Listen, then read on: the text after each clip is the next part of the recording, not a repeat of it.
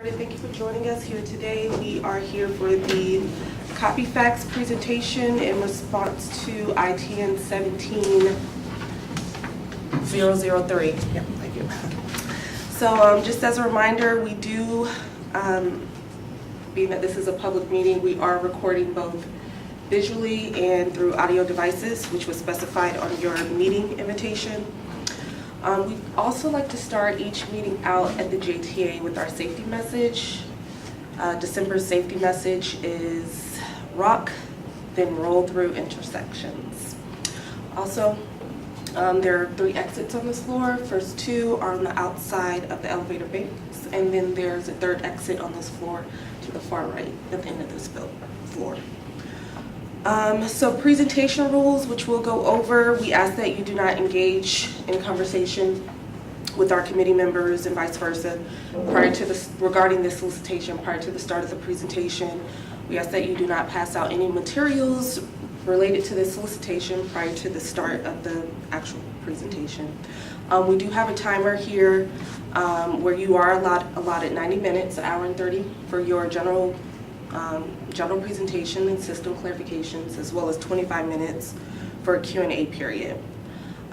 Tina will hold up her 2-minute sign when you're near the 2 minutes, just to keep you on time. Also, we want to clarify that we are down an evaluation member, Robert Sears. He's no longer on the evaluation committee just due to an emergency.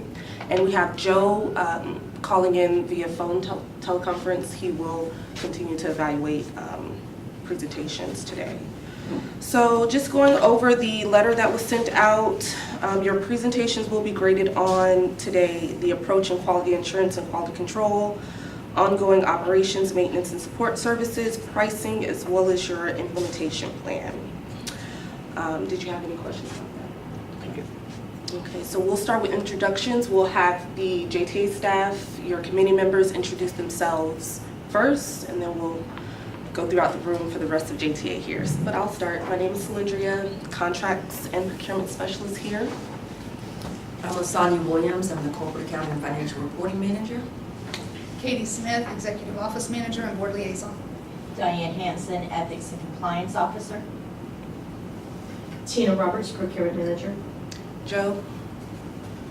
Joe Tega, Chief Information Officer. Okay, so these are your evaluation committee members, with the exception of Tina, just for those who joined us on the phone. Go ahead, Teresa. Teresa Lynn, Contracts Management Officer. Eric for your Action Department. So if you want to start with introductions only. Very good. Thank you, Cylindra. Do I have the pronunciation right? You do. Okay, I will just introduce myself. My name is Joe Vallone. I am here with Copy Facts. I am going to be leading the presentation today. Also joining us from elsewhere in Florida, from Lakeland, is Michael Luden. Michael, I'd ask you to introduce yourself, please. Hello, my name's Mike. I'm with Admiral. Thank you, and we will go ahead and get started with the general presentations. Very good. Thank you once again for allowing Copy Facts and Adam Arrow to come and respond to your invitation to negotiate. We really appreciate that opportunity. I'll tell you a little bit about myself and my company. Just first a little bit about myself. Okay, I have been working for Copy Facts only for about 2 years. I am the senior technology consultant for our company. I joined them after a long stint in the industry. I've been working in document management for since 2002. Okay, so I've seen a lot of things happening in document management. I've worked in several companies, and I've worked with several different document management packages. Been through many implementations, and have learned a lot along the way. There's been a lot of changes. You're going to see how our software tries to address some of the changes that have gone on in the workplace. If you take a look at the opening slide that I have here, it's telling you a little bit about, I'm trying to tell you a little bit about our company, Copy Facts. We were founded in Jacksonville in 1990, okay? So what's happened in the industry since 1990 is very considerable. And I would say it's kind of represented by the picture that I have up there, all right? This is what we want to be, okay? This is really where people want to be these days in the office environment. It's changed a lot. When I first came in, you would have seen a picture like this. You would have seen file cabinets and paper all over the place. And when I used to walk onto I would call it a production floor because I worked in many different environments. I would walk onto a production floor at the outset or in the discovery phase of a document management project. I would see a lot of people in cubicles or standalone offices, kind of very tentatively embracing Microsoft Word, trying to figure out, what to do with their email, and I mean, there was a lot of confusion. These days, it is not that way anymore. I'm sure that I haven't been in any of your work environments, but I know when I go onto a floor now, people are aware of technology. They're good. People are good, okay? And it's changed dramatically. It's not where this picture is. This is where everybody wants to be. Everybody wants to be in a collaborative environment. And what we're trying to do at Copyfax is we're trying to plug in, okay? And we're trying to help organizations essentially move into a digital environment and a collaborative environment. Our background, we also have offices in Gainesville and Daytona Beach, as this says. And our major technology partners are Ricoh and Samsung from a hardware standpoint. We've been dealing with them for a long time. We're major providers of those systems, all types of systems for Ricoh and Samsung here in the Jacksonville area. We have many customers, thousands of customers in the Jacksonville area. You'll see some of them are called out down the bottom. Okay. As a matter of fact, JTA is a customer of ours. We have a version of the software that you're going to see demonstrated today, an earlier version, okay, installed here at JTA as well as over at North Florida TPO. So we're proud to have you as customers to begin with. You'll see we also have a wide array of other very notable customers here in Northeast Florida. Mayo Clinic, Brooks. We have a lot of presence, okay, in the workplace in the Northeast Florida area, and what we have, what we do, along with we've grown out of the print and the imaging system environment to also become local, proficient providers of print management and document management services. The software that you're going to see today, Atomero, is the software that we support, and I will tell you right at the outset, we use it in our business. Okay, we actually run our business with the software you're going to see today. Okay, so I would just further make one other point. I'll probably come back to it later in the presentation. We really want to distinguish ourselves as being a local, hands-on kind of company. Basically, our mission statement that we have here is bring close-up customer service to the technology that our partners offer. So we really want to bring really good hands-on-the-ground, boots on the ground kind of customer service to your project. And that is really going to be my role. So you get a chance to see me up close. I would be playing the major lead role locally here in Jacksonville, be in your offices working with you guys, okay? All right, with that being said, Mike Ludden has joined us from, he's in Lakeland, okay? And I'm going to ask him to tell you a little bit about himself and about Atomero. Thanks, Joe. Well, Atomero is a software company. We were founded or established in 2001, and we're based in Lakeland, Florida. So we're just halfway between Tampa and Orlando, so a little south of you guys. Our company was originally found with the idea that the owners had already been in document management. They wanted to go out and create products that are focused on being simple and easy to use. but yet bring the enterprise level document management features to a price point that's scalable and affordable for small to medium-sized businesses as well as large organizations. A major focus is always about that ease of use. You know, that you'll see when we get into the demonstration of the product, that it's always going to give you that feeling of, I kind of know where I need to go. You know, it's very straightforward, not extra buttons and confusing things that requires lots of training. So the ramp up of our product goes very quickly. Our company currently sells our product in over 90 different countries and is available in 7 different languages. So we do have a pretty good footprint throughout North and South America, a distributorship in Europe. We do partner with Ricoh and several other copier manufacturers as well. And we have over 100,000 users currently in our product, and we have about 5,000 active support contracts.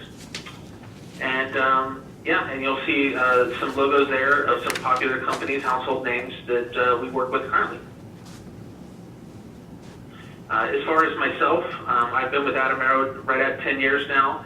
I originally started on the support team, and over the years have worked up to do implementations for several years, so I have lots of experience with the product. I would encourage you know, to ask questions throughout the presentation, and both from a usability of the software and technical aspect, and between Joe and I think we can answer just about anything. And then the last several years, I've been a part of the sales team doing presentations like we'll see today. Very good. Let's just make a few bullet points regarding the software that you're going to see, Content Central.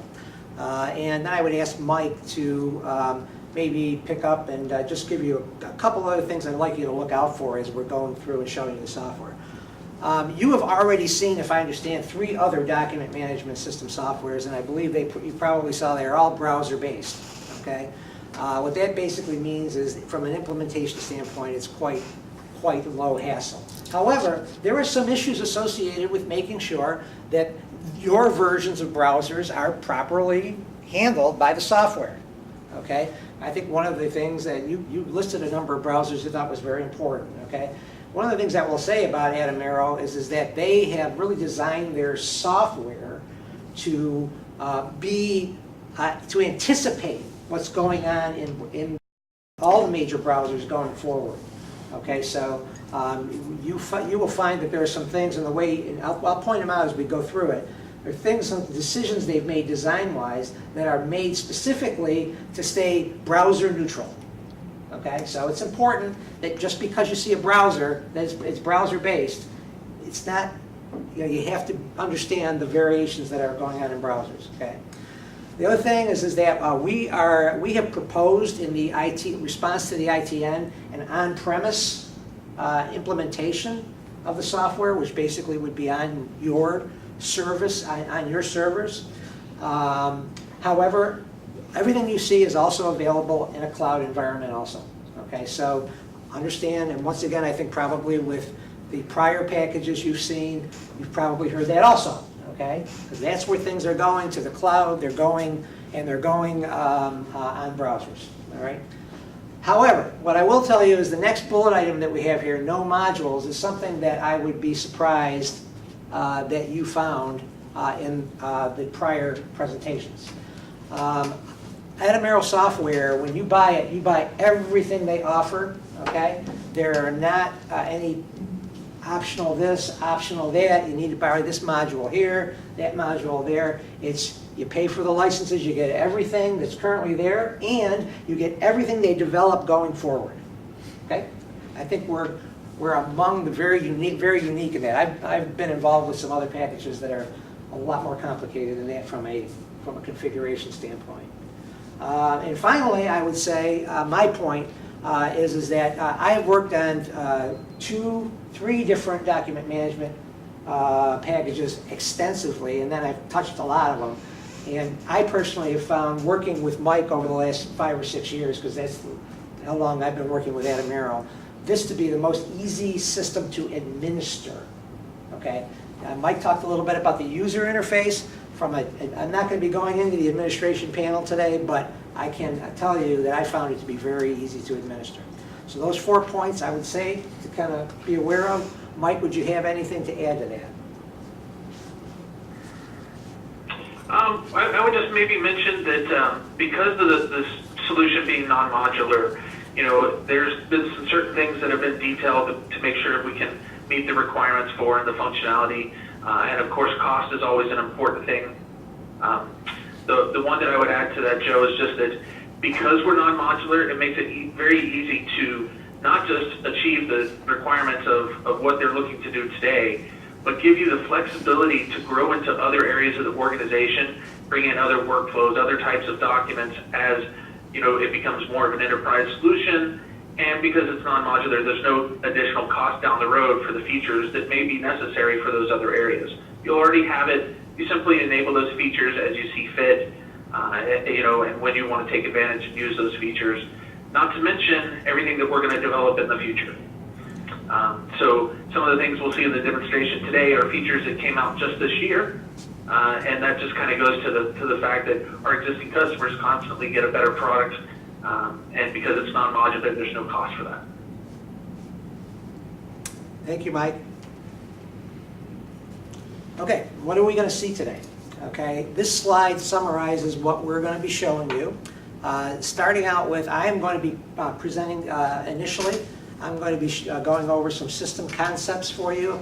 I'll show you how the documents and the catalogs are organized, how we search and how we retrieve them. And then I'm going to be doing an accounts payable workflow. We're going to move some documents around, okay?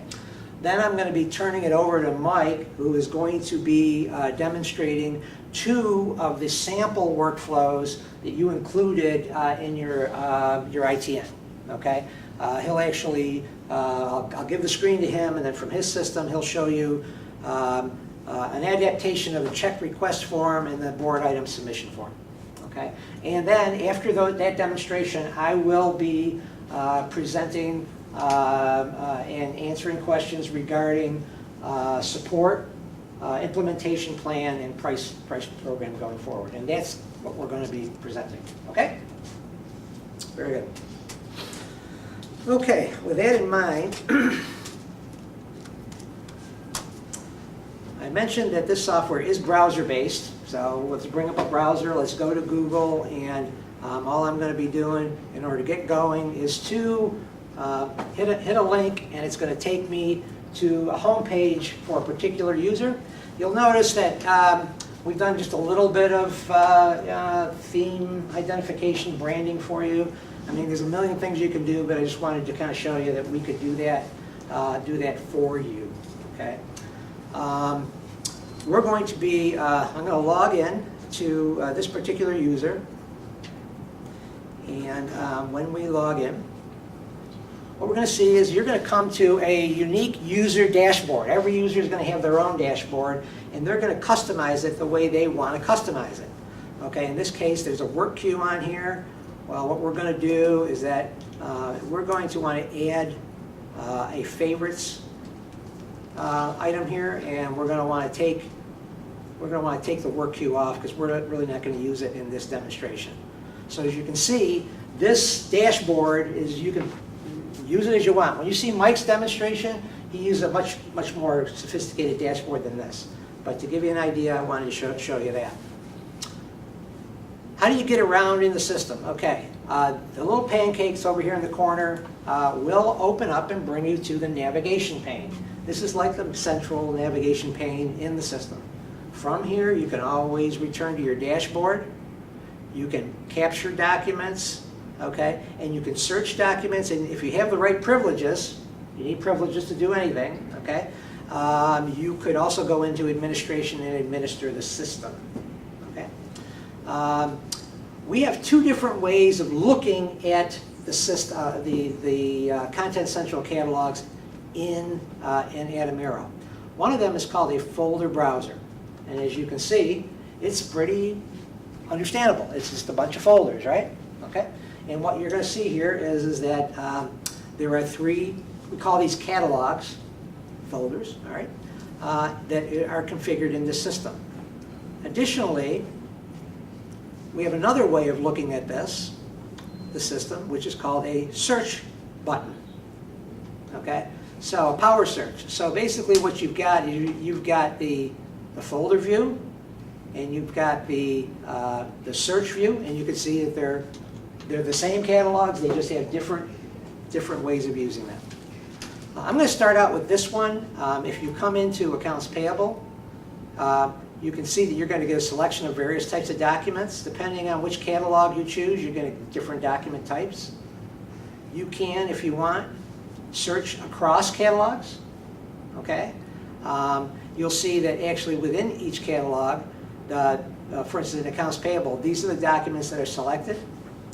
And then below the document types that are selected, there are a group of indexes, okay, which we would, of course, define and specify and configure as part of our implementation project. You'll see when I selected the quote, it gave me a series of indexes. And for the purpose of our demonstration, I'm going to be going down to this particular index for vendors, and I'm going to bring up a company called Potter Chemical, and I'm going to look for a quote for Potter Chemicals. Okay. So now I am in what we call the results view. Okay. And we have several different types of presentations in the results view for you to look at. This is what we call the card view. So you can actually see a thumbnail of the document. All right. And now, if you want to look at it a little differently, this is what we call a list view. It's the same document, different view, different purposes. In this one, you not only see the thumbnail, but you also see some of the indexes. And I would point out, over here, we have something that we call system fields. These are fields that you'd have nothing to do with in terms of changing, maintaining, or anything along those lines. But they are used in the audit trail of the documents so that we know what's happened. So for instance, in this case, this document was created today at 12:31 p.m. It hasn't been modified yet. It was created by the user production, which is who we're logged in as. And you'll see it's filed version 1. In the course of our demonstration, both the indexes and those items will change. Okay? And it will give you a real good understanding of how this system works and how easy it is to use. When we click on the bar, it gives us a copy of the document. This is our viewer. Okay, so this is the quote document that we went and searched for. What we're going to see is that in the viewer, it opens up with a properties bar. And these properties bar has all the indexes which we saw in the list view. And we are available to, we have the ability, if we have the privileges, once again, to update these various fields. There's a lot of different characteristics they could have. Here's a date field. Here's a key field. We're going to see something more of that a little bit later on, but that's kind of a links documents together within the system and actually outside the system. Okay, so for instance, we would use key fields, likely use key fields, okay, to link to your line of business applications, okay, where we could pull in lists and other kinds of values from your other applications. Okay. Now at the bottom, so at the bottom of this, we have the same system fields, and you see that we're going to be actually watching these as we go through. Okay. Additionally, in this viewer, what we have is a toolbar. It's a drawer that just kind of pulls out from the left, from the right, and it has a number of different features. Okay, I'm going to go through some of these. Some of these I'm going to skip over. Okay, and some of them Mike will cover. If I want to download this document to my desktop, just hit download, and that document is now on my desktop, and I have a copy of it. I can do what I need to do with it. Once again, if I'm privileged to do that. Okay. Next thing I'll show you is email. If I want to email this document out, okay, it's as easy as clicking on the email, putting in the email address.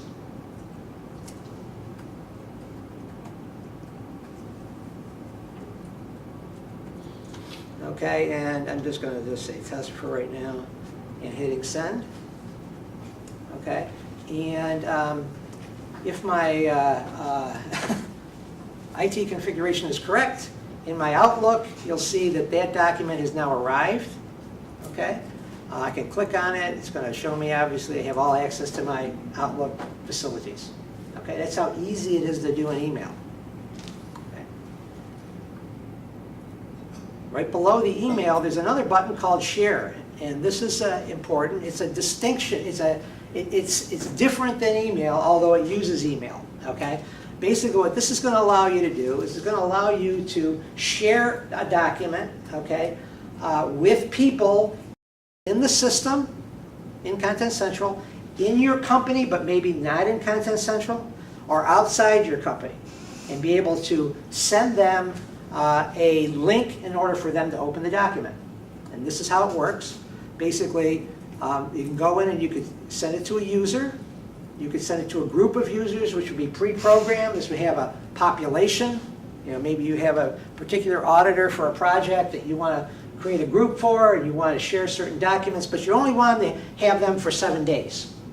Okay? So basically, what would happen is that you would come in. I'm just going to use my email address so we can see it in email.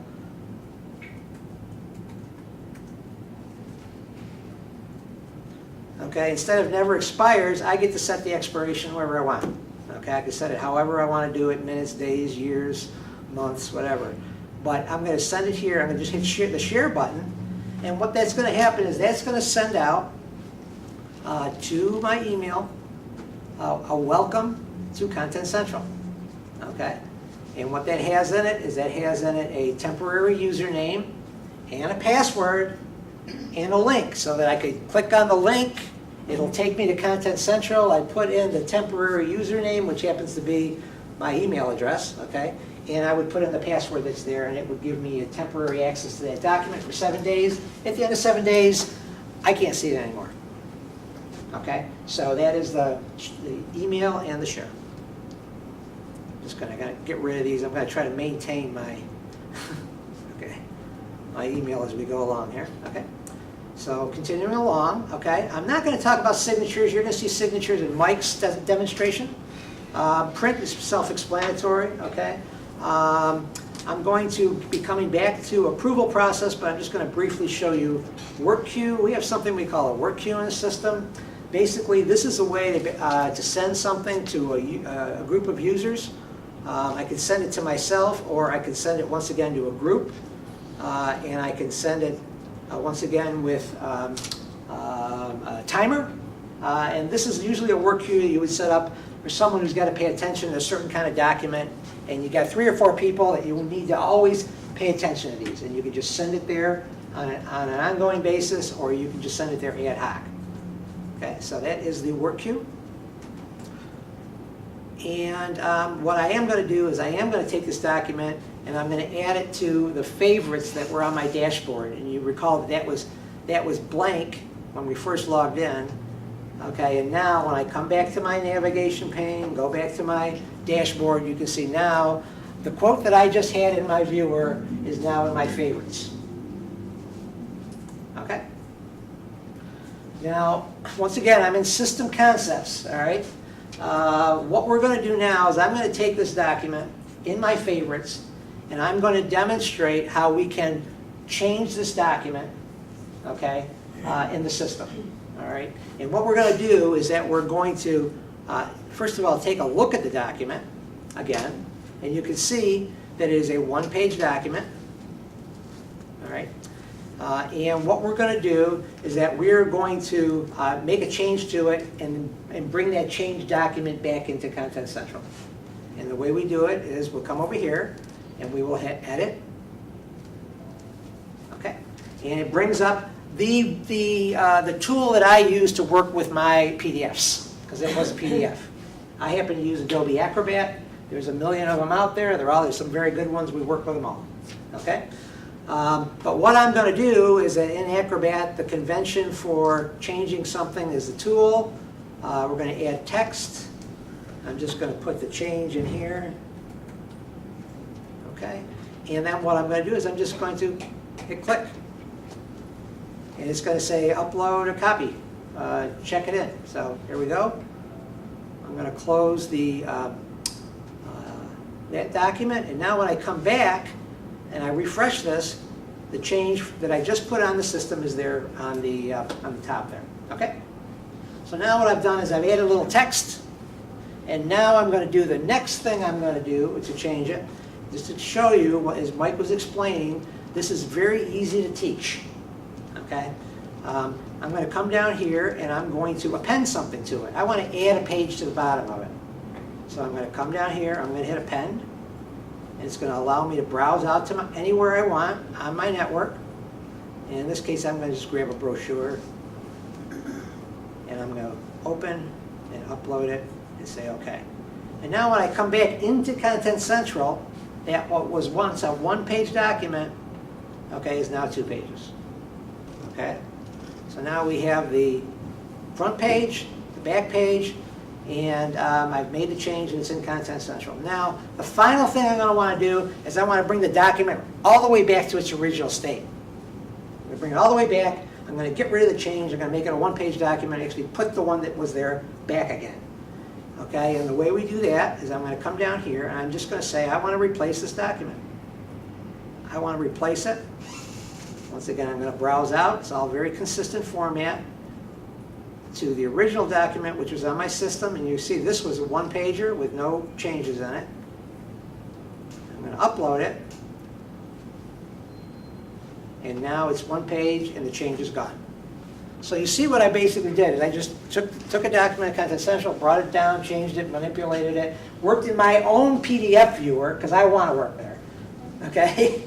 You know, the key is, like I say, that environment is, everyone's got their own unique desktop. You need the tools to be able to deal with that. Okay? All right, now here's the deal. We made a lot of changes to these documents, and we have to be able, as responsible corporate citizens, we need to know everything that ever happened to the document. So if we come down to the bottom of the view of the Properties tab, just like I showed you, now you'll see that the system fields have changed. Okay, you'll see the original creation date's still there, but now it was modified at 2/11, okay, just a few minutes ago, by me, and is version number 4. Okay, so it automatically will increment with no need on your part to worry about it. Now, not only that, but we also can allow you to go back and look at old versions. Okay, so if you come, once again, we're still in our properties, come down to the bottom and hit view history on this, okay, we bring up a list of all the versions of that document. Okay, here's version 4. Okay, it said replaced, there's appended, there's checked in. Okay, now if I go to version 3, which was the last document I had before I restored it, okay, and I click on it, okay, there it is. There is the double-page document with the change in it. Okay, so once again, what we did was we took it out, made all kinds of changes, put it back, and the system kept track of it for us. All right? Okay. I'm going to go back to my dashboard, and that's the document that we were working with in favorites. Now I'm going to begin this is the slide you saw before. I'm going to begin the accounts payable workflow that we talked about. All right, that's what we're going to take a look at right now. All right, and that workflow is going to be something like, this is basically what we're going to do. We're currently logged in as a production user, okay, and this user is going to submit a purchase request, okay, from the quote that he has in his favorites. Okay, he's going to go in his favorites, he's going to create a purchase request, okay, in Word, in Microsoft Word, and he's going to send it to the purchasing department to create a PO. Okay, that's what we're going to look at.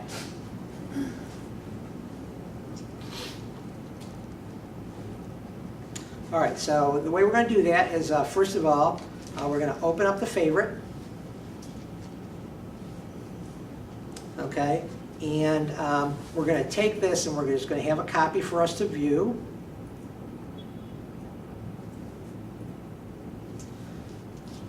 And we're going to go to Word. Remember, I'm a user on my desktop. this is my word, okay? I now have my quote that I like next to me. I want to fill the purchase requisition out. I bring out the Word document, okay? And this is usually at the beginning of a workflow like this, things are pretty informal, right? People keep track of their own little number schemes and things like that, oftentimes at the beginning of the workflows. So the quote came from the vendor, so we got to put the quote in there, okay? And the purchase requisition is just something that this user is keeping track of. We're going to call it 2134, all right? And what we're going to do now is that from our desktop, we're going to open up the interface between Word and Content Central. It's this little interface I just showed you. And what it shows you is a capture button and an update button, all right? When I hit capture, it's going to put this document into Content Central. And then later on, if I'm going to update it, which I'm not going to do in this demo because it takes too much time, I would use the update button to update it later. So you go back and forth. You can come in and out of Word multiple times, as many times as you want. But hit the capture button, and what happens is it brings up the same kind of interface, that you were seeing in the search area. Okay, I'm going to go in and give it the name of the purchase requisition. Okay, I got the quote number right in front of me. Okay, but the purchase requisition, however, is something that I just invented. So I'm going to put it in there because it's not in the system. If it was in there, we could find it, but it's not in there. And I'm going to hit the vendor, and I'm going to hit upload. Okay. And close this document.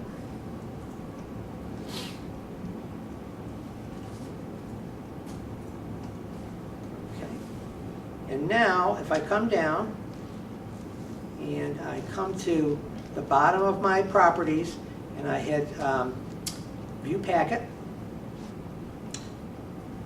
what you're going to see now is you're going to see the quote that we had in our favorites, right? You're going to see the purchase requisition, which we just created in Word, all right? And then you're going to see a missing document, all right? And that missing document is the next document in the workflow, okay? And it is going to be the purchase order, which we're going to expect the purchasing department to create, right? So what we're going to do is we're just going to basically take the purchase requisition that we just created, and we're going to open it up, and we're going to send it to purchasing. And we do that simply by starting an approval process. Okay. This approval process is available for anyone who wants to request to buy something in purchasing. And it'll send the purchase requisition to the right people. All right. So I'm just going to do that. You can put a note on here, help me, I'm in a hurry or whatever. Okay, I'm not going to get too much typing. And I'm going to assign it. Okay. And I'm going to come back to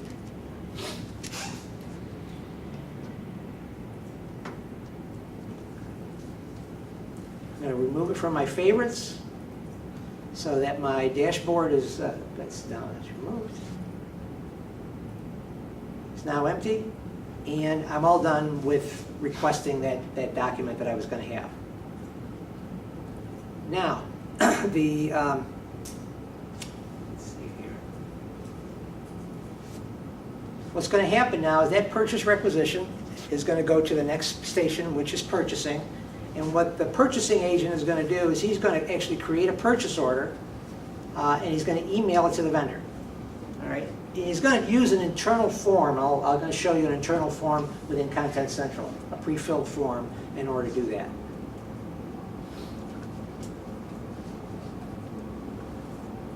Okay, so what we're going to do is log off of this user, and we're going to log into purchasing.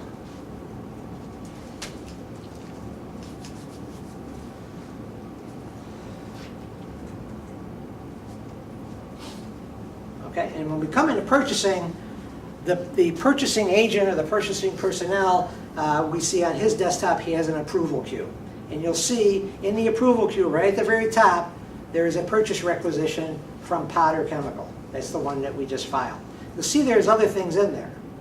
But when we go into the approval queue, you'll see the only thing he sees is the purchase requisition that we want to focus on right now. And the reason for that is because throughout Content Central, we have some really, really efficient filtering systems. So this particular user has this little filter button up here, and when he's got this filter on, this says, I only want to see in my approval queue vendors containing something that begin Potter. Now, if I take that filter out and hit go, you're going to see all the other things that he has to do, okay? But he doesn't really want to work on all this stuff all at once. He just wants to work, filter through, and focus on, okay? There's many things you can filter on. You can see all the selections you can have a filter on, okay? But for the purposes of our demo, I'm just saying the vendor is going to contain the letters POT. And it just shows me that. All right? There's many different places in the system that has that kind of an ease of filtering and customization. All right. Okay, so what we're going to do now is that we're going to have the purchasing agent take this document and going to file the purchase order from it. Okay. We're going to, first of all, he's going to want to take a look at the packet that the other guy saw, okay, that the guy in production saw. This is the packet, so he knows, okay, here's the quote, here's the purchase order. I know I've got to do this document here, okay? So I'm going to take the purchase requisition.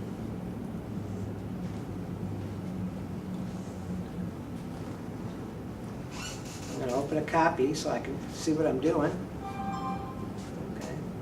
And then what I'm going to do is I'm going to go and capture to create the purchase order using a pre-configured form. This is a company-wide purchase order form that looks like this. It looks like this when it's not when there's nothing configured on it. All right. In this case, what we're going to do is we're going to add a purchase order. We're going to let's just get the information off of here. The quote was 4804. Okay, the requisition was 2134, and you remember that's something that the user just made up. Remember, he made that up, and that's in the system now. It's an actual system now, and we've got the vendor, Potter Chemicals. All right. So now what's going to happen is that now we fill whatever values we fill in there. When we hit go, it's going to transfer the values onto the document. All right, so I actually brought them in. Now you can change those. If you come over and change one of these other values, they'll change on the document. And you can send this through the workflow, okay? And other people in the workflow will take this and they may want to change something or add something to it. All those values will just automatically go onto the document, which I think is pretty cool.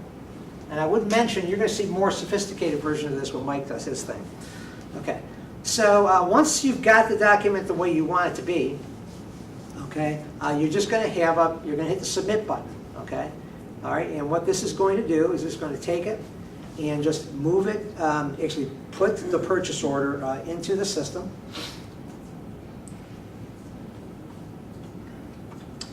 And what we're going to do is go back to the dashboard. And we're going to go back to our approval queue. And now you're going to see right at the top of the approval queue, there is the purchase requisition and the purchase order. Okay? So he's all set. What he does now is he's going to he can approve. This is where we're just going to approve this, and this will take it out of his approval queue, this check mark. All right? That was the purchase requisition. And before we approve the purchase order, okay, we're going to email it. And we're going to do it right from here. We're just going to take the little email icon. We're going to, put the vendor in. And we're going to say whatever we're going to say. PO2 vendor. All right? And we're going to send it. He's done. approved, closed. He's all set. All right, so now coming back, what we did now, if you review, okay, the purchasing agent, okay, just created the purchase order using an internal form and emailed it to the vendor. All right, and it's out there in my email right now. So, so let's just take a quick look at that real quick, make sure it got there.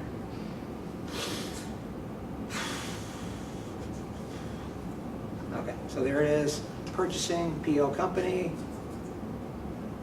very solid, really reliable, okay?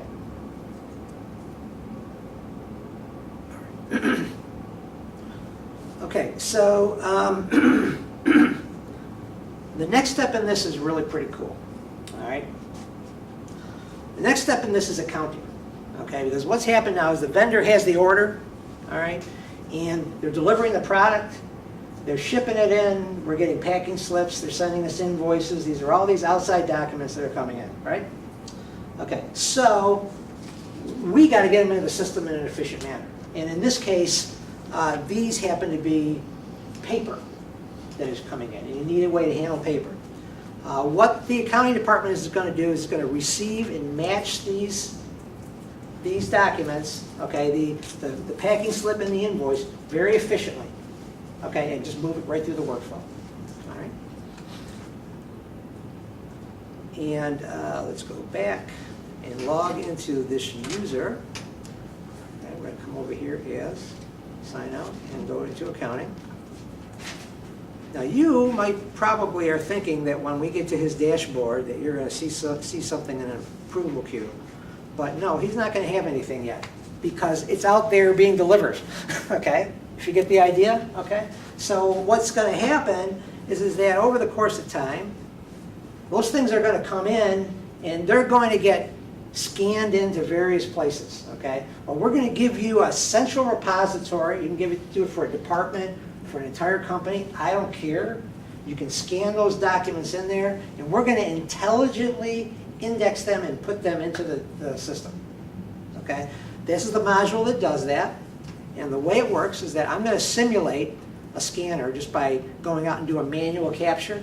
I'm going to capture 4 documents, and you might want to watch close because 2 of these have to do with our workflow, okay, and 2 of them do not. Now, what you'll see is that as these documents come in, these boundary lines, you see this blue boundary right here? Okay, starts to come in because the system knows what these documents look like. All right, and it has classified this document, okay, as an accounts payable invoice for this company, classified this one as a packing list for this company. It's also someone threw us a curveball and they scanned to the same folder. They scanned a human resources request for leave. They scanned a 2-page contract, okay, for a construction project we got going. All this stuff came in. The system just automatically knows what they are and determined them. Not only does it know what they are, but it also knows where they should go in Content Central. What it's done is it's actually gone to these documents, okay, and it's pulled the vendor number, the vendor name off, pulled the invoice name off, pulled the PO off, pulled the quote off, and put them all in indexes. If you go to the next document, same thing for the packing list. Okay, next document, it even knew that this is a request for leave for Spencer Bauman. How cool is that, right? Not only that, the next document, it knew it's a contract, okay, for Westbrook Hotel for a vendor, John S. James. It knew it's a 2-page document, okay? And what it does is that, I want you to envision is that when this is working in production, I'm not manually driving this. It's just going, doing the recognition, doing the indexing, and then sending it into the system like I'm going to show you, okay? And if there is anything, let me just kind of do that first. It's just going to basically, I'm doing this manually, okay? But what it would do is automatically is it would put them in the system, and we're going to go see those in the system in a second here. If there were documents that it could not recognize, okay, it would leave them in here with question marks, okay, for someone who's watching it to take care of. And they would have probabilities factors. So for instance, it might be 85% chance that it's accurate, maybe it's not accurate, okay? So anyway, what we're gonna do is kind of come back to our accountant, and when we refresh, when he logs on again, there it is, there is the invoice, okay, that goes with our workflow. So we're gonna come and click on it. There's the invoice, and he can just come in here and look at the packet. This is the packet that we're looking at, except this is the invoice packet.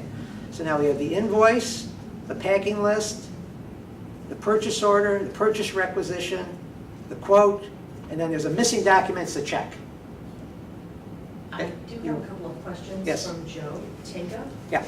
His first question is the list of filter fields configurable? Yes. Okay. When emailing from the app, is the email logged? Michael, can you answer that question? Yes, it is.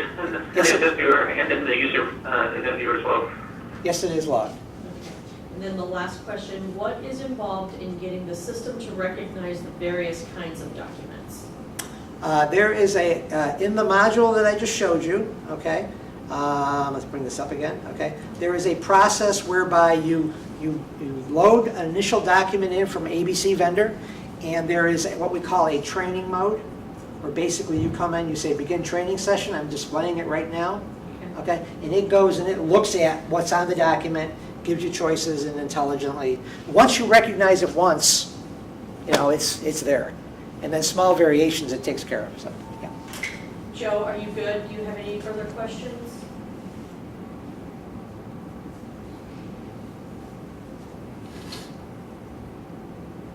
No, I'm good. Thank you. Okay, Thank you. great. Thank you. Once again, there is the, I'm just going to get to a point here where I'm going to change, but there's the packet. So all this accounting person has to do is now see that everything's set. He just hits the click button right here. It's conveniently located. Okay, these are the two new documents that just came in. Okay, the invoice and the packing list, and his close, and he's done. Okay, and as our explanation does, that's going to go to finance. Okay, who's going to approve it and purchase the check. And print the check, which can also be filed. Now, I'm not going to, excuse me, I didn't mean to do that. Yep, where'd we go? Yeah, back here. All right. All right, so now,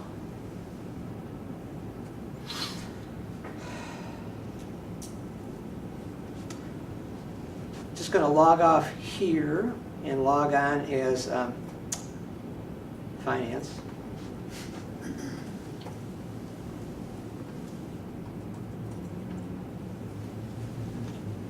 Okay, and there it is right there. I'm not going to go ahead and purchase it and do the check piece because I'm looking at the time right now, and I want to be efficient. But you can see he has it. He would just approve it, and that would be the end of that particular workflow. Okay, in the room, do we have any questions on that piece of it so far? Yes, please. All right, so when the email is sending it through the system, whose name's on the other side when it goes? As the sender? Yeah, as the Okay, sender. yeah. In this case, I have it configured such that the user's name is there. Okay, Okay, so the user's email, in the table, the user ID, he has an email address, okay? And I have it configured so that it is that. But it can be a department email, it could be whatever you want. It could be a no reply, Okay. whatever you want to do. All right, and for the internal form, I know you used, is that Content Central internal form? Yes. Or is it going to be configured to a JTA? Mike will show you some more, okay? But basically, our users typically will configure their own forms, and they just get imported into Content Central, and they become the form. Okay, All right, so my next question would be, when they're scanning in documents and it's recognizing the documents, what if one department scans in a document and then say somebody over on Myrtle Avenue scans in the same document? Is it gonna recognize that it's already in there? Mike, can you envision a way that it could be done? Yeah, we can flag on duplicate values. So if you scan 2 invoices with the same invoice number, we can simply display a message that says, oh, this invoice already exists. Now, depending on the user's permissions and how we configure it, they may not be able to move forward at that point, or they may be able to. They may believe that that's okay, I need it a second time. So depending on, whether you're talking accounting or some other scenario, you may want to allow them to move past that, still capture the document for the second time. Other scenarios, you may prevent it altogether. Okay, that's it. Okay. Sometimes we may not even bother with that. We may just simply flag the documents and assign them to somebody to make a decision. Yeah, because I mean, what my concern is that, another user may need the same document in order to do their process and then scan it in, where the next user has to complete the task and have that document also. Well, once again, those are excellent concerns. And those are the kinds of things that, as we're working in discovery process, okay, in the implementation phase, those are the things we would work with your representatives on and understanding all of that, okay? Because Yeah. I guess my end concern would be when we go to move it into the records management depository, we only want one record in there. Mhm. Let's hold up on Yeah. questions till the end. Yeah. We can. Okay, and I would like to just take a pause. There's other things I was going to present, but I'm looking at the time. Is that how much I have left, So 37? your presentation. Okay, so I have to, I'm going to turn it over to Mike now, and then we're going to have to scoot through to handle a lot of other things, because we're kind of running low on time. Sorry about that. So Mike, I'm going to turn this to you. Can you do maybe just one of these, so we can see one, and then we can talk about some other things here, so. Let's see here, I gotta have these. Do you want me to stay like under 15 minutes? I could probably do both. Okay, that'd be great. Yeah. You're better than me. Okay, you got it. All right. Are you seeing my screen? Yes, we can. Okay. Well, I have two of the processes that we went ahead and configured for the demonstration today, and as Joe mentioned, we're going to step through both of those. The first one that I thought we'd take a look at is a check request. Then we'll do a board agenda item as well. So the first step is to log in. I've got a generic user login of JTA. Of course, that would be your username. Type in your password. Some of this was Joe's already kind of explained, so I'm not going to try to not be too redundant, but I'm going to come to capture, and I'm going to choose form as my capture type. And then I choose the type of form that I want to work with. We're going to start with a check request. Then you'll notice, based on that selection, there's some more options here, some additional index fields. Now we can have as few or as many as we like here. I'm going to start to fill this in, and we're going to just put in a couple of values here. Maybe we've got an invoice number, the due date, maybe it's the 15th of January, and then the amount. I'm going to click go. Now, any data entry I do right here is going to push right into the form for us, so you don't have to key that stuff a second time. Then you can finish filling in the form. The information you provide on the initial capture of this document. And then when you're ready, just like we saw in the previous form, you just click submit. Before I click submit, I just want to mention a few things. I don't know yet enough about the form to make some adjustments to it. I just kind of took the form as it was provided, and you can have check boxes. Maybe those need to be radio buttons where you can only select one of the three choices, or with check boxes that allow you to select multiple. Those are all different options. There can be drop downs in the fields on the forms, just like there is over here. So just depending on how that form functions or how we want the user to work through them, Also, with the signatures, we'll probably make some adjustments to this area down here in a production system. I just, again, kind of left it as is for now, and I'll show you some of the functionality, but there's some things we could probably do with this form to make it look a little nicer and things like that. But I'll just click submit, and then the form is submitted, and it's going to move on to the first step. Now, based on the way the form looked, I kind of assumed that the first thing is that it's going to assign to the creator because they need to sign it, okay? So I just came back to my dashboard, and there's my check request. We can eliminate this step, and based on the user's login, go ahead and apply the signature. Again, I didn't want to make too many assumptions. I didn't know if at this point they have to provide some supportive documentation or anything like that, or if just filling in the form is enough. So just wanted to demonstrate that it can assign to you for you to do more work. You know, you may just be getting the process started, or it may just go straight on to the first approver, or, you know, onto that approval process. What we're going to do is we're going to click approve, and something I've done a little bit different in this portion of the demo than what maybe Joe showed is I've enabled signatures in our approvals. So you'll see it says sign and approve. I can still enter notes if I like. Those can be optional or required. And then I'm going to click sign and approve that document leaves my queue. Now, with some of my assumptions and how the workflow would work here, I'm routing this document onto another member, in this case, the manager. When I log in as that manager, the check request is waiting in the approval queue. Joe mentioned earlier that, you know, the dashboards can be a little more elaborate depending on the user and what they do.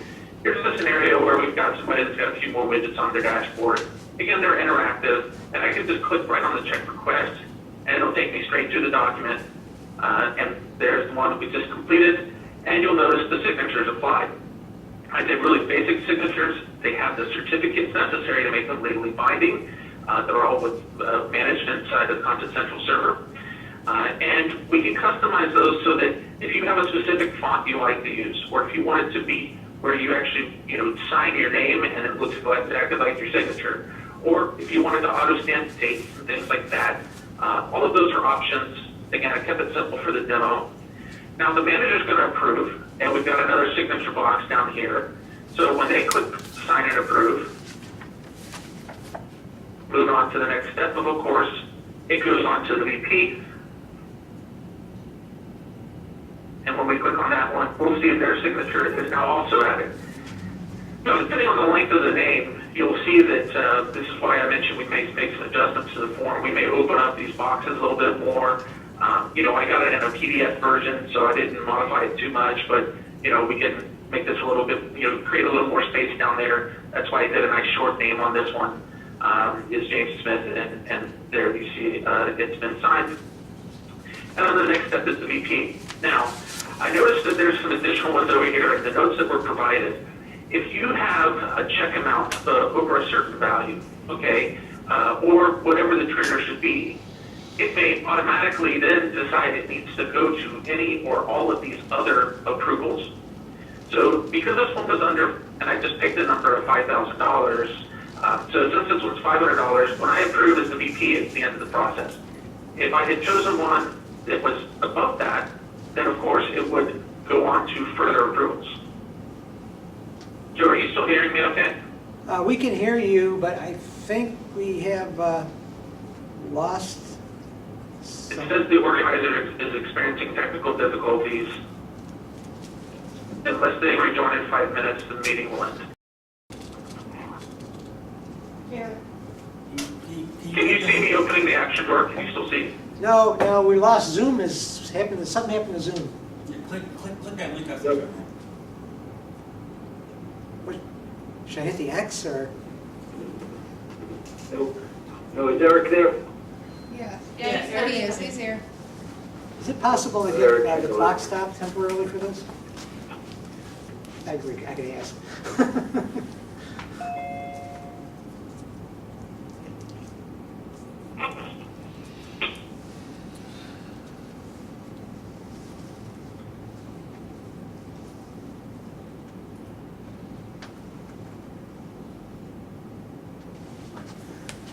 He has to connect back to whatever you have him connect on.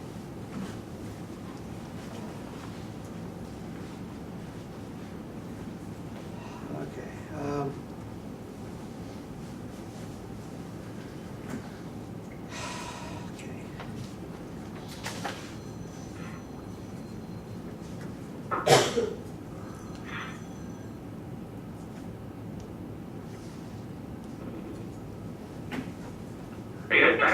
Can you try again, Mike? You see me opening and Yeah, closing okay, the good, door? good, you're back, you're back, you're back. Joe, are you Okay. having any difficulties?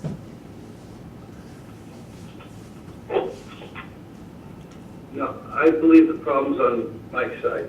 Okay. Okay, Mike, we're good again. Okay, so I'm going to move this along a little bit quicker. I was going to do a second one of these over 5,000 so you could see how it could require the other ones. I'm going to skip that. Just know that any field that we have over here can help us determine that. So if we do things like departments that have certain approvers or something of that nature, I notice there's some other fields here that might help us make decisions. That's certainly possible. But I'm going to go ahead and approve as this user. And what we'll see is the final result. If we just come take a look at that document. We lost again, Eric. Request. Lost again. The final document has all the signatures on it, and there's a complete document history as well that shows every one of those steps and when those signatures were applied. Here in the document history found at the bottom of the action drawer. Are you seeing that, Joe? It's presented. This is, Yes.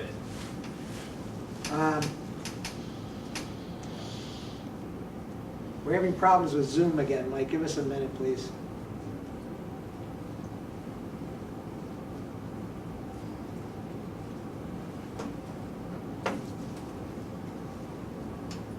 Yeah, my screen is no longer moving.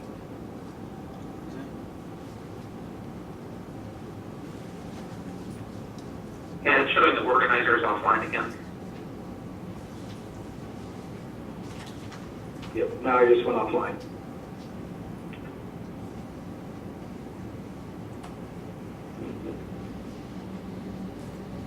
Oh, what do you I had to go there because I couldn't get on here, so I've been on that the whole meeting. We're still on.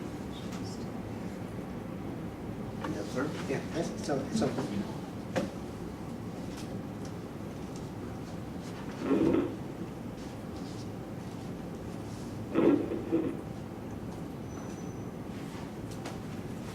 She's still connected. Here it shows.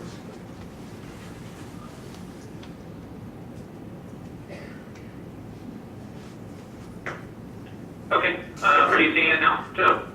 Yes, go ahead. Joe Tinga, are you Okay, seeing so- everything okay? So I'm sorry, go ahead.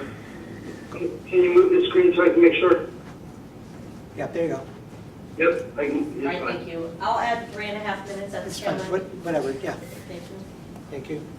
Go ahead, Okay, Mike. so I approved this document as the final user. While we're logged in as a VP user, it's applied their signature that we see here. And then the document history that I was mentioning that keeps a record of all of that is found right here in the action drawer. And we can see every step of that process and version that was involved or included to this point. So that's just a little bit about how those workflows for a document like this might work. I did want to show one more real quick because this will just show maybe a little bit different look at how this could work, which is I'm going to log back in as my JTA user. I'm going to come back to my capture. And this time we're going to do a board agenda item submission form. So we did a couple of different types of fields here, just to kind of give you a different look at how a form might work. So maybe we're in the implementation department, and this is a new implementation. Right? And for projects, I don't know, just making something up here, and we'll click go. And the same thing, anything you key in the field over here can push into the form. The form fields over here, can be multi-line fields, they can be multiple page documents if it's helpful to give a little more room, to complete these. The fonts will auto size, so if you get to a third or fourth line, they'll start to reduce in size so everything fits. And then same type of thing, we're going to have a signature for the vice president, but when I click submit on this one, I'd like to have Joe, Joe Malone, you should receive the email there, have you go ahead and sign the document.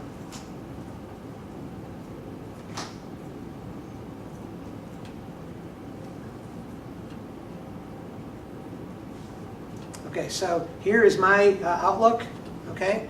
And this is the email that Mike just sent me. Okay, and as it says right here, is that document board agenda, and what I'm going to do is I'm going to click on this link. Okay, it's going to log me in so I can see the document. Okay, I'm going to approve it, and when I approve it, it gets signed. Correct, Mike? Yep. Okay. And now, you want to take it back, Mike? I'll give it back to you so we can see it.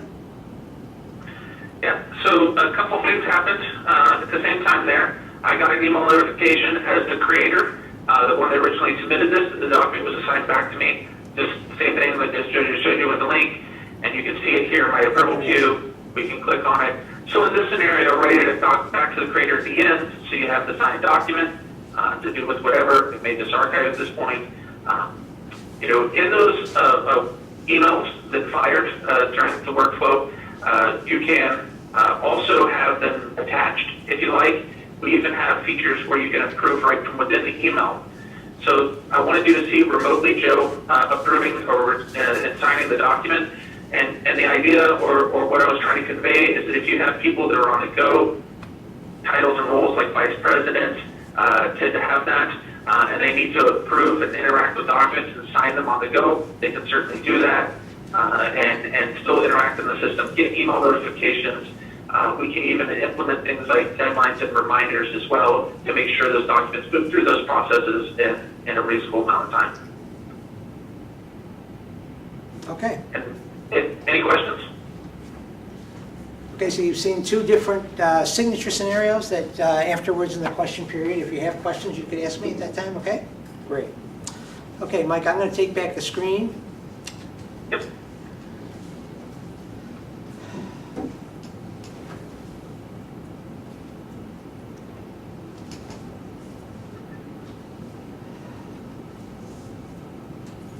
Okay. And I'm coming back to, oops, wrong guy, wrong program. Okay, so we have about 20 minutes left, and in that time, we're going to talk about our submission, the topics of ongoing support, project implementation, and project pricing. A second here, and I'll get something up here.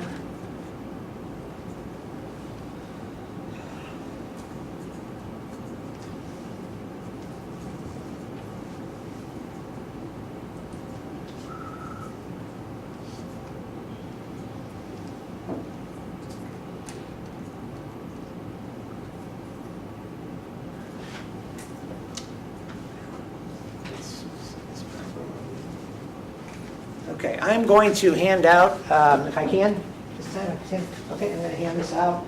This is material that goes with the presentation, the slide, and I'll be referring to it.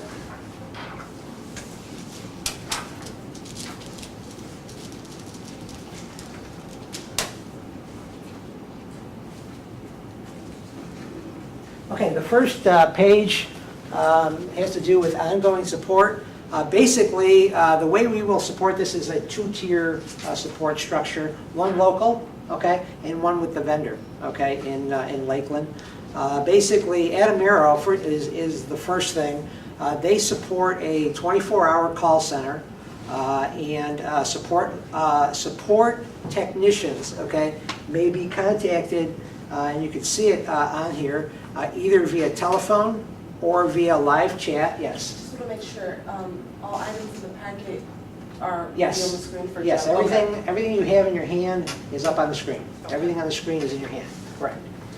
Okay, so a user would have a problem, they would call, make a telephone call into the 24-hour level 1 support line at Atamero, or they would use a chat. There is an online chat service in which you can often get very, very prompt, quick responses, okay?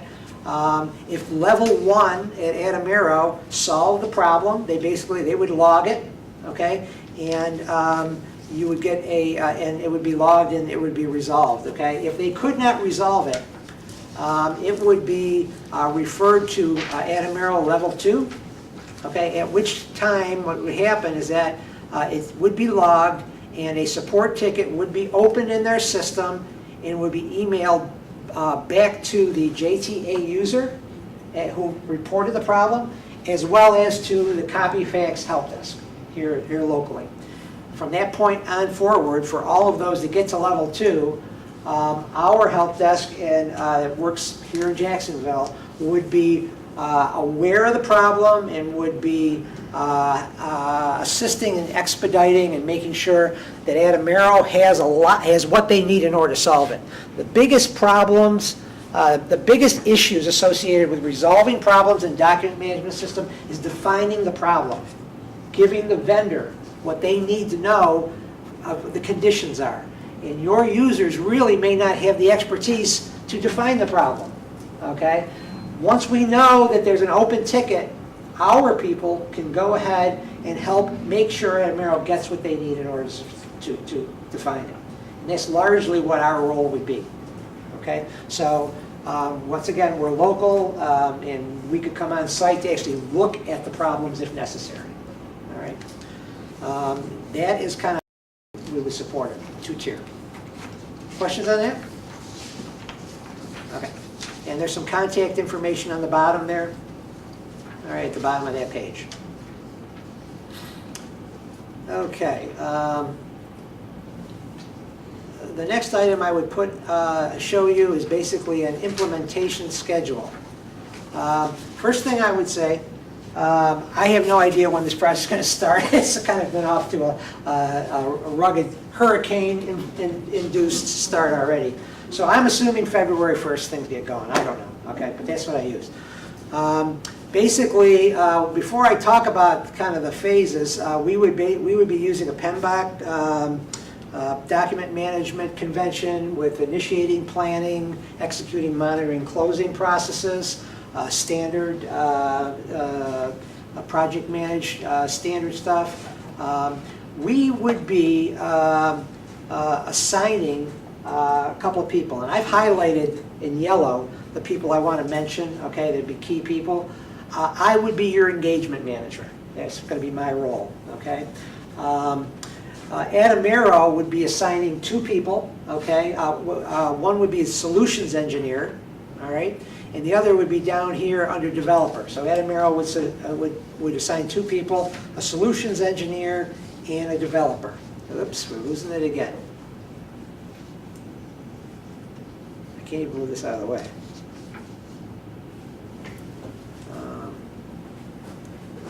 And let me just mention another thing. We here in Jacksonville at Copyfax would also assign, you see it in front of you, okay?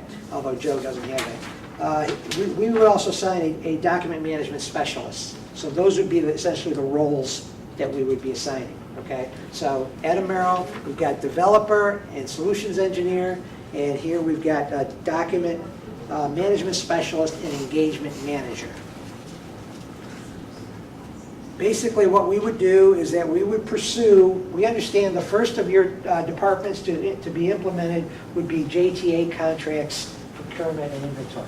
That's the first department that you said you're going to implement. I believe that would be, who is that here? Okay, so that would be the first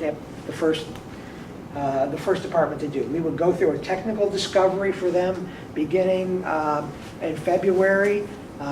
We would be following up with configuration in March, testing in April, and you can follow through to the documentation phases, training of the trainer in the April timeframe, and go live in May. Okay, we would stagger the second department, which is your finance department, I believe. Okay, we would stagger them. We would start that one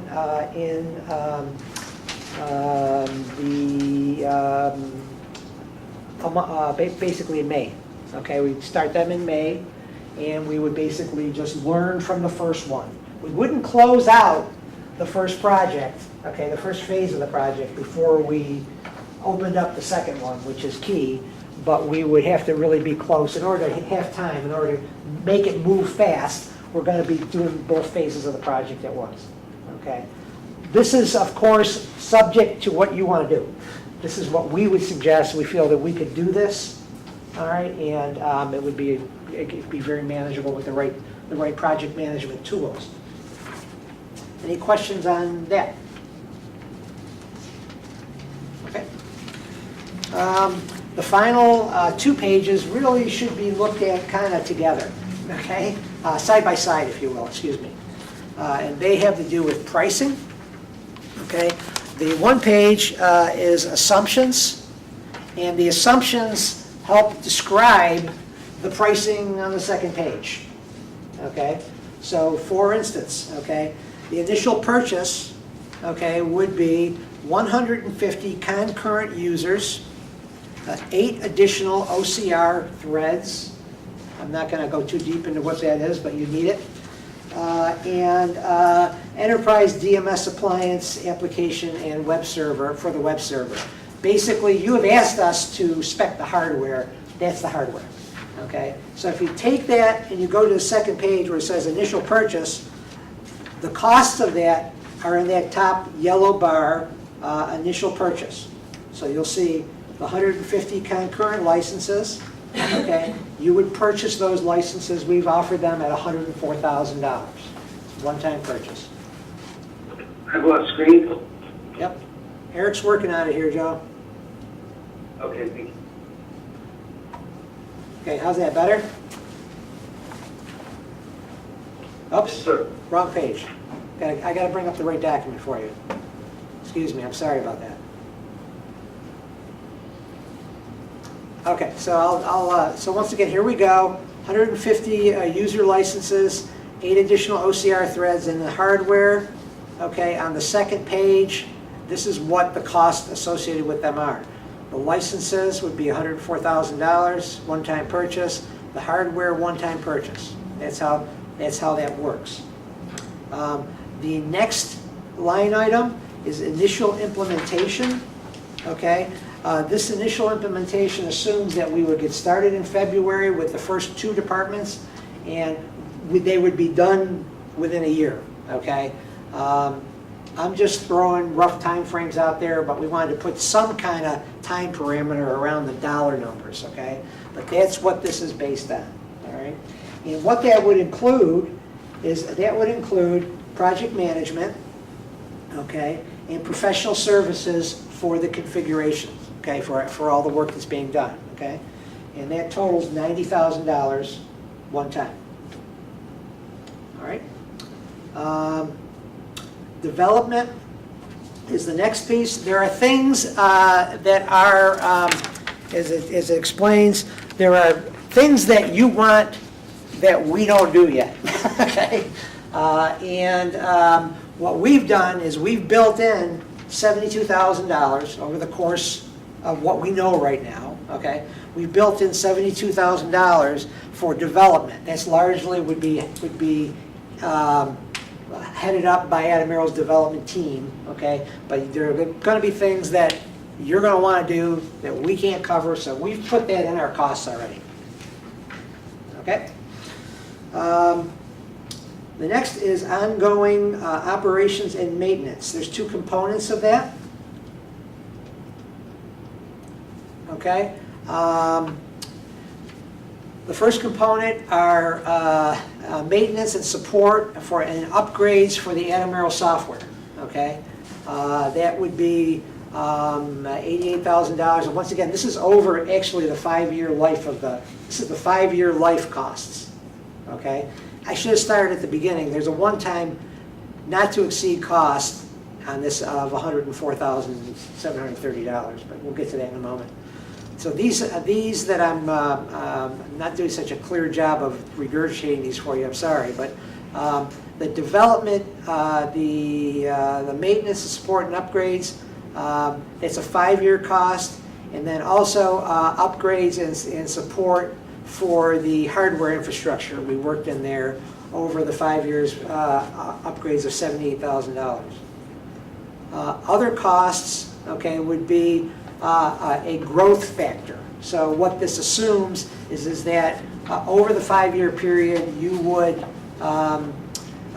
be adding 5% per year in terms of numbers of users, okay? And we put a corresponding 5% per year upgrade to your hardware environment. So what that comes out to is an all-inclusive, not to exceed cost of $389,000. What we've done is we've offered that, we can offer that on a monthly lease, okay? We weren't sure how else to offer it, but we can offer that on a monthly lease of $8,727 a month for an annual not to exceed of $104,730.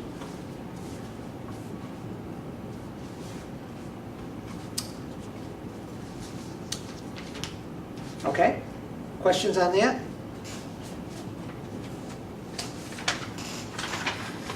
Yes. Okay, well, with then, yeah, I'm sorry, please. I have a question. Can you indicate how you determine the concurrent user counts? We've seen different numbers on concurrent user license suggestions based on our 300. Can you tell me the thinking that goes into concurrent count of 150? Hey, Mike, can you help me with that?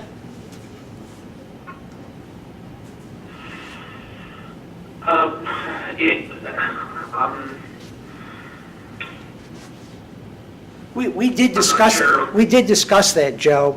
Yeah, and basically, you know, we really weren't sure. Okay, if you're using 300 users, if there are 300 users, you understand how concurrent licenses work. Someone logs off, someone logs back on again, and our understanding was that 150 was, you know, in our experience, that's what we would see would be reasonable.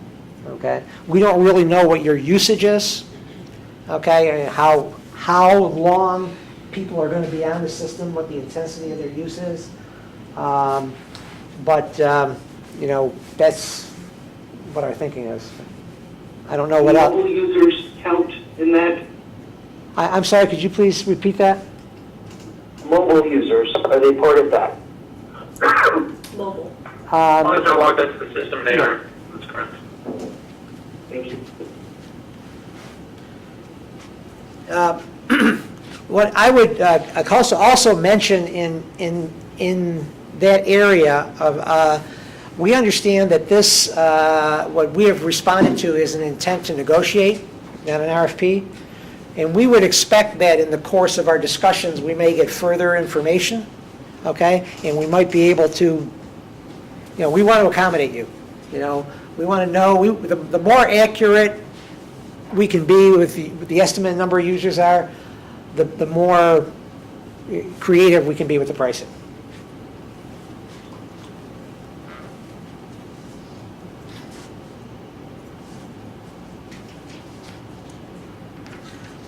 Okay, with that, I have 6 minutes left on my timer. And I'm just about done with the material that I wanted to present. I was going to go ahead and add the 3.5 minutes back Okay. into Okay. right now, so that way you get 3 minutes. So once again, I really, that is the material that I wanted to present, unless, Mike, you have something else? No, I don't have anything right now, sir. Okay. So I'll open it up to questions.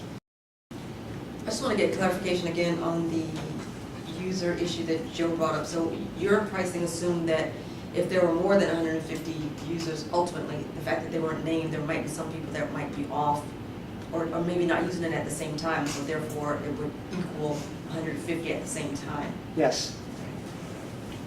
That's our assumption.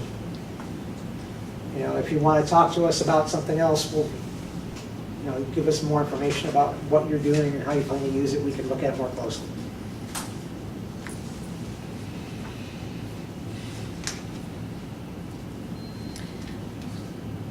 I have another question regarding forms. Yes. Based on your demonstration, it seems that we would create our own forms and then your system would learn our forms based on what we scanned in? What we would assume that in the course of this document discovery, which is one element in the discovery, we would identify forms that you want developed, okay? And we would specify what they are, and we would collaborate with you to get the form to look the way you need it to look. We would do a combination of things. We would, first of all, do the implementation for you, but we would train you. So what you really want to do is you really want to do you want to create the forms in a training environment with the leaders of those particular disciplines or those areas, so that you're getting a form as part of the implementation, but you're also getting the internal experience about how to do it. Actually, loading a form and integrating it with Content Central is very easy. The work is really the form, which you probably are doing now anyway. So then once we know how to upload that form or whatever in the future, if we decide to change the way a particular form looks, then we would have that experience to put it up there. Yes. Okay. So you don't actually create the form inside the software? No, you create the form outside and then just say that this form belongs with this document type. That's how you do it. It's pretty, so if you have a methodology, a group that's doing forms management right now, they can continue doing what they're doing, and we could show them how to assign that form to a particular document type. It'd be very easy.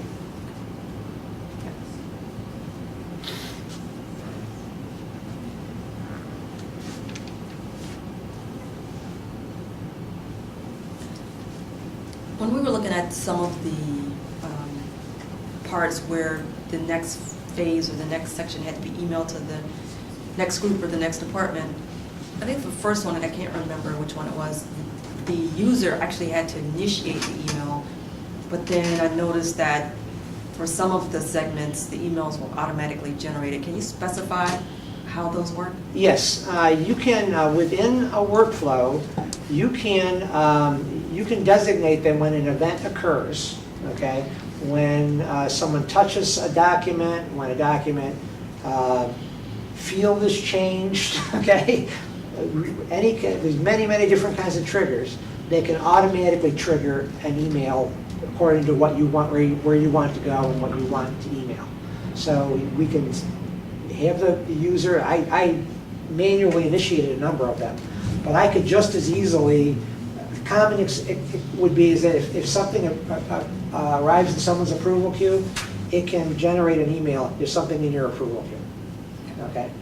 Or the approval can be sent remotely and they could approve it remotely, so.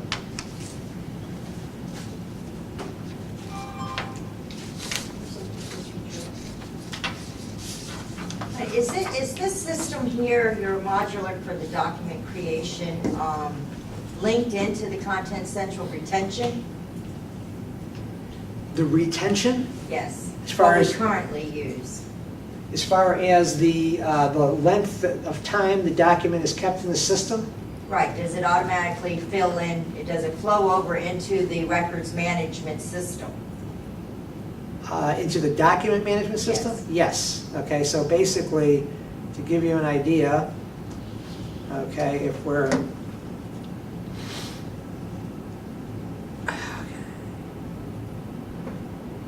going to,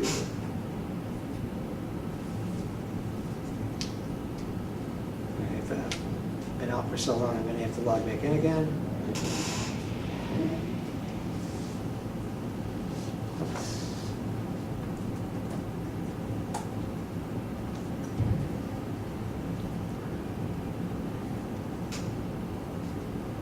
We'll take a look at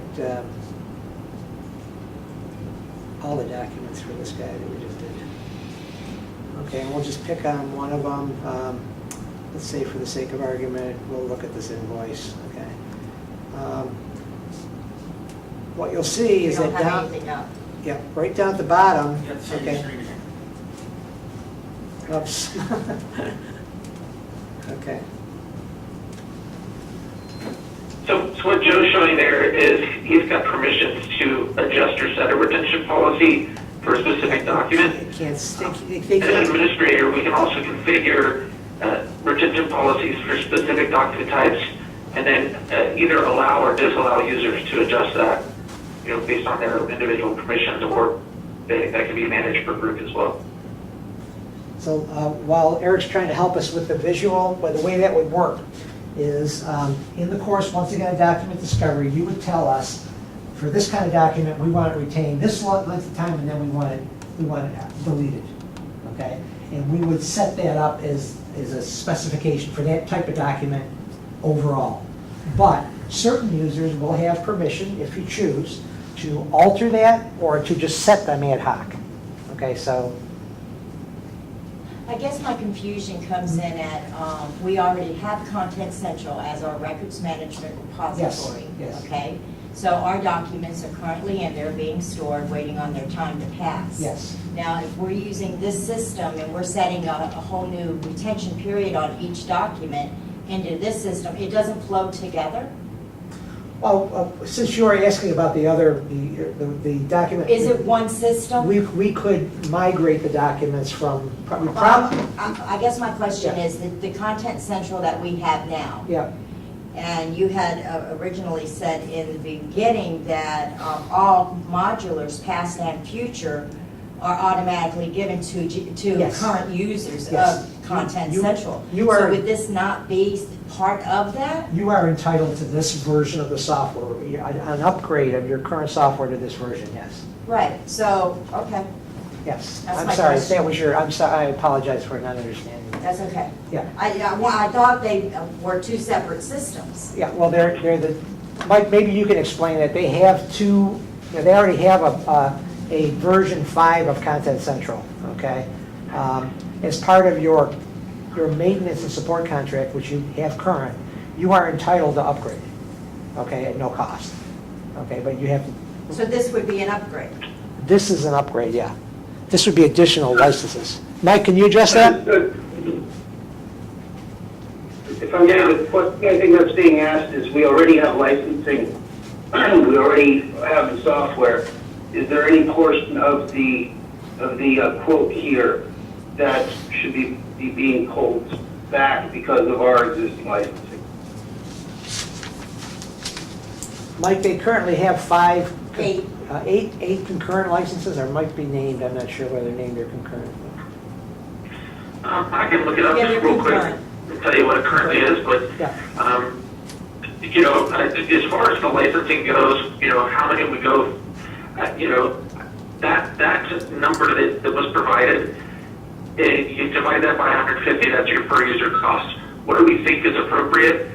Based on what we saw and, in the RFP, we kind of made an assumption to make sure that you would have more than enough. I think that's completely adjustable. Would you agree, Joe? Oh, absolutely, yes. So, if what we've, provided to this point seems too high as far as the user count, whether it's concurrent or not, we can certainly adjust that, as well as if native licensing appears to be a better option so that everyone can be logged on all the time, then I think we could, visit that pricing as well. They currently have 8 concurrent. Yeah, you can. I have 2 questions from Joe Tena. Okay. The first one, how is e-discovery performed?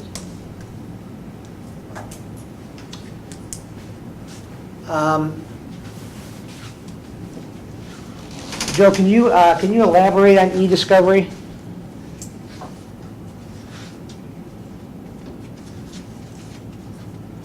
As far as e-discovery, are you like meaning like a full text search, the ability to search for content? Go ahead. Yes, all aspects of legal holds and everything that goes along with the e-discovery process.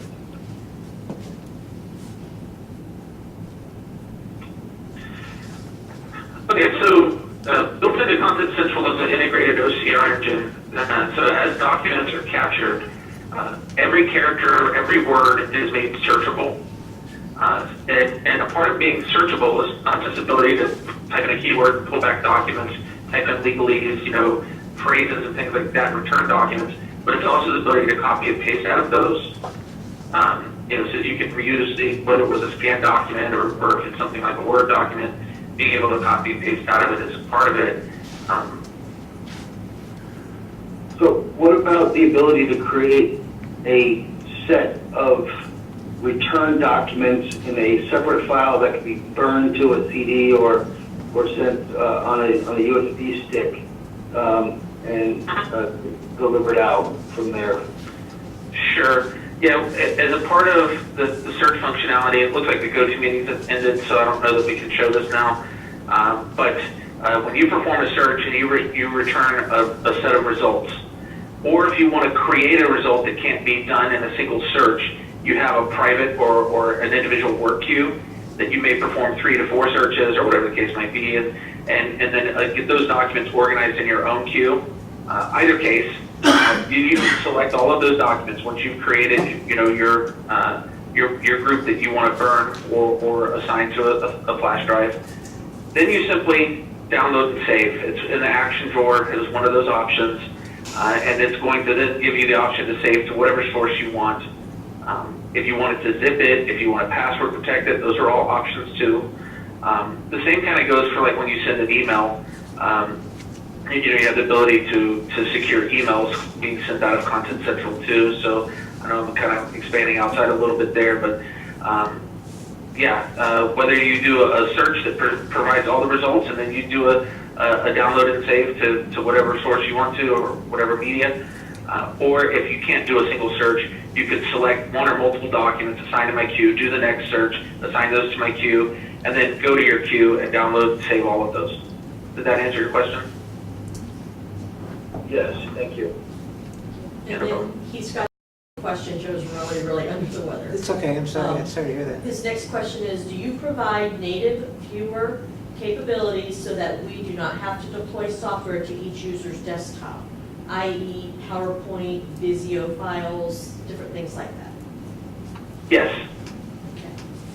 Joe, did you have any other questions you wanted to text? By the way, that's something that's different in version 7 than the version 5 you currently have. So,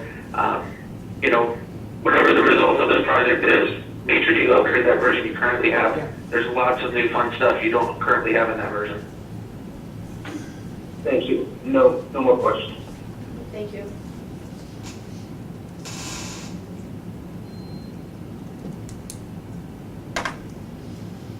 Any other questions from the committee?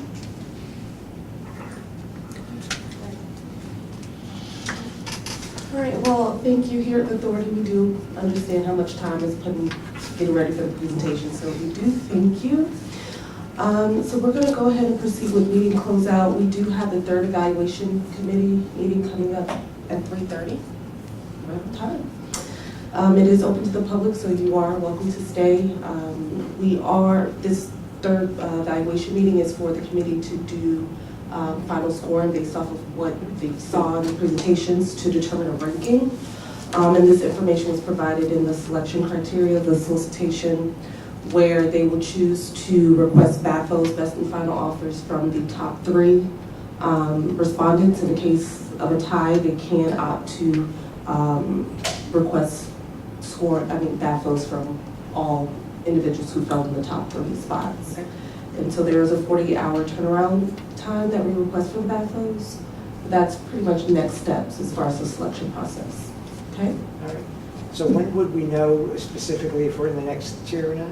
After procurement collects all the scoring, we'll put it in our matrix and we can release hopefully by next week. Next week sometime? But we'll send out a formal letter regarding the BAFO request. Very good. Thank you. In that case, thank you all very much. Thank you. Thank you. Mike, thank you. Yep, thanks everyone. Have a good one. Thanks, Mike. Joe.